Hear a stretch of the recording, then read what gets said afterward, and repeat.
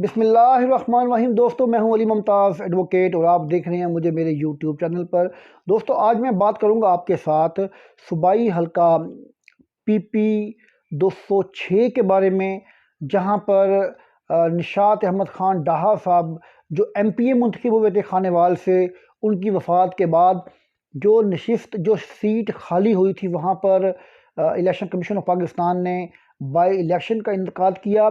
तो ये इलेक्शन जो है बड़ी ही एक शहर और पंजाब में ख़ास तौर पर जो सियासी हालात हैं उनकी जो तब्दीली है या उनका जो झुकाव है, आवाम का जो इलेक्शन का मूड है, आइंदा आने वाले इंतखाबात में जो आवाम का इलेक्शन का मूड है उसका तयन करने में बड़ा अहम किरदार अदा करेगा। मैं यहाँ पर आपको अर्ज़ करता चलूँ कि पाकिस्तान मुस्लिम लीग नून के टिकट पर 2018 में निशात अहमद खान डाहा जो कि वफ़ात पा चुके हैं, उन्होंने इलेक्शन कंटेस्ट किया और 2018 में उन्होंने 51,353 वोट लेकर वहाँ से कामयाबी हासिल की। दोस्तों, मैं बात कर रहा हूँ पीपी 206 खानेवाल से। तो इनके मध्य मुकाबिल जो थे निशात अहमद खान डाहा के मध्य मुकाबिल 2018 में वो पीटीआई के उम्मीदवार थे राणा मोहम्मद सलीम। राणा मोहम्मद सलीम ने 2018 में 47,807 वोट हासिल कर सेकंड पोजीशन हासिल की थी। आम इंतखाबात में जनरल इलेक्शन में उस वक़्त कोई 4,000 की या 3,500 की जो एक मार्जिन थी उससे पीटीआई ने 2018 में इलेक्शन लूज़ किया था और उस वक़्त मुस्लिम लीग नून कामयाब हुई थी। अच्छा, यहाँ पर बड़ी अहम बात यह है कि पाकिस्तान पीपल्स पार्टी के सैयद वासिक शर्जील हैदर ने 2018 के आम इंतखाबात में 6,617 वोट हासिल किए थे और उसके बाद तहरीक लब्बैक के उम्मीदवार ने 5,764 वोट हासिल किए थे और चौथी पोजीशन हासिल की थी। लेकिन जब निशात अहमद खान डाहा ने अपने दौरे एमपीए शिप के दौर में उन्होंने मुस्लिम लीग नून की क़यादत से इख्तलाफ किया और वो उनका झुकाव जो है वो पाकिस्तान तहरीक इंसाफ की तरफ हो गया और उन्होंने एक फॉरवर्ड ब्लॉग बनाकर वज़ीर आला पंजाब सरदार उस्मान बुज़दार से भी मुलाकातें की और वज़ीर आज़म पाकिस्तान इमरान खान से भी मुलाकातें की और उनसे मराआत भी ली, उनसे फ़ंड्स भी लिए और अपनी पार्टी से बगावत की और मुस्लिम लीग नून को छोड़कर टोटल अपने जो मरासिम थे, ताल्लुकात थे, अपनी सियासी जो वाबस्तगी थी वो पाकिस्तान तहरीक इंसाफ के साथ कर ली। लेकिन अल्लाह के हुक्म से अल्लाह ताला ने उनको ज़िंदगी लंबी ना दी और वो दुनिया से रुखसत हो गए। तो उनकी वफ़ात के बाद जब 2021 में 16 दिसंबर 2021 यानी कि यस्टरडे गुज़िश्ता कल जो वहाँ पर उन्हीं की सीट पर इलेक्शन का इनकाद किया गया, तो उस वक़्त बड़ी इंटरेस्टिंग स्टोरी ये है कि जो नून लीग के कैंडिडेट थे उनकी मिसेस जिनका नाम नूरीन निशात डाहा हैं, वो 18 इलेक्शन के बाद 2021 में पीटीआई के उम्मीदवार होती हैं। और बड़ी इंटरेस्टिंग बात यह है कि जो पीटीआई के उम्मीदवार थे राणा मोहम्मद सलीम, वो 2021 के बाई इलेक्शन में पाकिस्तान मुस्लिम लीग के उम्मीदवार होते हैं। और ये देखें कि पाकिस्तान तहरीक इंसाफ या मुस्लिम लीग नून ने उम्मीदवारों का इंतखाब करते हुए किसी तरह की कोई सियासी वाबस्तगी, कोई साबका उनके साथ मेहनत, मुशक्क़त, स्ट्रगल, पाकिस्तान में ये सियासी ट्रेंड है कि जिस तरह के भी हालात हों, कैंडिडेट का इंतखाब करते हुए माजी देखा जाता है, ना हाल देखा जाता है, ना उनकी मेहनत देखी जाती है, ना उनकी स्ट्रगल देखी जाती है। बस जो शख्स वफ़ादारी बदल के आता है वही ओबलाइज हो जाता है। और इसी तरह से पाकिस्तान तहरीक इंसाफ ने भी वही किया। तो जो शख्स नून लीग का उम्मीदवार था उसकी बीवी को पीटीआई का टिकट दिया और उसी तरह का काम किया नून लीग ने। उन्होंने क्या किया, उन्होंने पीटीआई के उम्मीदवार को टिकट दे दिया। यानी कि कोई पीछे उनके एक दूसरे को गलत सही कहते रहे, चोर कहते रहे, उचक्के कहते रहे, लूट मार, करप्शन, जो कुछ भी एक दूसरे को कहते रहे, वो तमाम बातें ख़त्म हो गई और उन्हीं लोगों को अपने अपने उम्मीदवार बना दिया गया जो एक दूसरे को गालियां देते थे। तो यहाँ पर एक चीज़ जो साबित होती है, वो जो चीज़ सामने आती है, वो ये है कि पाकिस्तान में सियासी लोगों की कोई कोई कोई भी अपनी सोच नहीं होती, बल्कि जहां पर उनको मफाद नज़र आ रहा होता है वो वहीं पर अपने टिकट देते हैं और वहीं पर अपने उम्मीदवार को इलेक्शन लड़वाते हैं। उसके बाद जो भी रिजल्ट निकले वो बात की बात है, लेकिन जो कई कई सालों से वहां मेहनत करते हैं अपने इलाकों में, उनको ज़िबा करते हुए 1 मिनट का भी फ़र्क नहीं डालते और ज़िबा कर देते हैं। बल्कि मैं यूँ कहूँगा कि अपने कारकुनों पर ये सियासी जमातें जब उन्हें ज़िबा करने लगती हैं तो तकबीर भी नहीं पड़ती, बल्कि सर कलम कर देती हैं, उड़ा देती हैं उनको। और वो जो नए लोग आते हैं उनको वही इज़्ज़त, वही मकाम, वही तकरीम दी जाती है।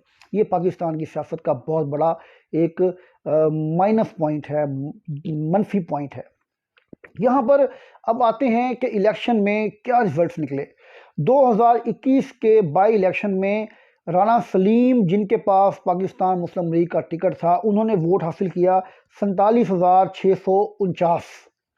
यही उम्मीदवार जब पीटीआई के टिकट पे इलेक्शन लड़ते हैं 18 में, तो ये वोट लेते हैं 47,807। जिनका वोट बिल्कुल वही रहता है, चाहे वो लड़ते हैं पीटीआई के टिकट पर, चाहे वो लड़ते हैं नून लीग के टिकट पर। लेकिन यहाँ पर इंटरेस्टिंग बात यह है कि पीटीआई का वोट, जो अगर सिर्फ पीटीआई का वोट देखा जाए, और वही उम्मीदवार या उसकी बीवी जब उम्मीदवार होती है, वो जब नून के टिकट पे लड़ती है या उसका शोहर लड़ता है, तो वो 51,353 वोट लेता है। लेकिन जब वही टिकट चेंज होता है लेकिन ख़ानदान वही रहता है, तो वो वोट रह जाता है 34,030। यानी कि पीटीआई ने अगर उम्मीदवार चेंज किया तो उसके साथ तकरीबन कोई 13,000 के करीब वोटों को भी लूज़ किया। यहाँ पर लोग कहते हैं जी ये उन्हीं का वोट था, ये उन्हीं का इलाका था, उन्हीं की सीट थी नून लीग की, जिसको भी खड़ा कर दें।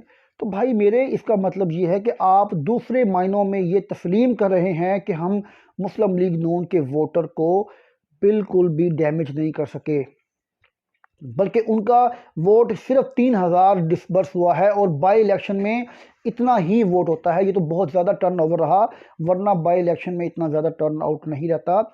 इसीलिए जो नून लीग का वोट है वो वहीं खड़ा है, बल्कि मेरे हिसाब से जनरेट हुआ है, मजबूत हुआ है और ज़्यादा पक्का हुआ है। कंपैरेटिवली हुकूमत पाकिस्तान पाकिस्तान तहरीक इंसाफ की जो कारकर्दगी है वो इस कदर ख़राब रही कि जिसके साथ 13,000 के करीब वोट जो है वो हमारा कम हुआ, ख़राब हुआ और लोगों ने हमें वोट नहीं दिया। जबकि नून लीग के वोटर को वही पोटेंशियल, वही एक सोच, वही हिम्मत, वही उनका जो मंशूर था अच्छा लगा और उन्होंने अपनी पार्टी को वोट दिया, बल्कि पहले से ज़्यादा वोट दिया। बजाय इस चीज़ के कि उम्मीदवार को देखते, उन्होंने सिर्फ पार्टी बेस पे वोट दिया, जो हमेशा से हमारे मुल्क में होता आया है।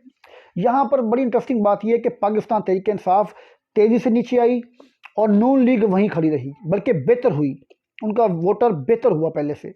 और यहाँ पर सबसे इंटरेस्टिंग बात जो एक और है वो ये है कि पाकिस्तान पीपल्स पार्टी, जो कि 2018 के इलेक्शन में सिर्फ 6,617 वोट लेती है, उनके उम्मीदवार सैयद वासिक शर्जील हैदर 2021 के बाई इलेक्शन में 15,059 वोट लेते हैं।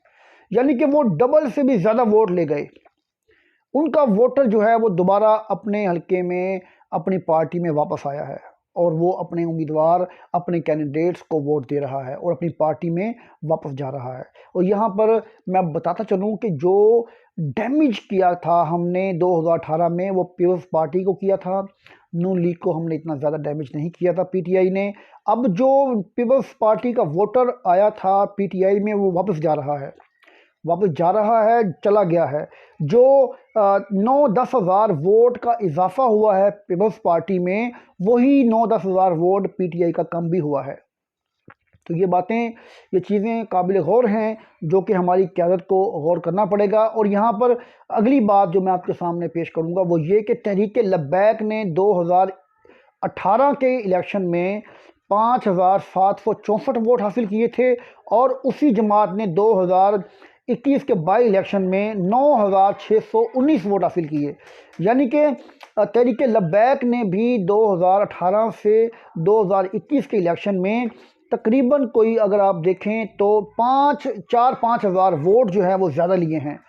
5 हज़ार वोट तहरीक लब्बैक को चला गया, और इसी तरह से कोई 9,000 के करीब वोट जो है वो चला गया पाकिस्तान पीपल्स पार्टी को।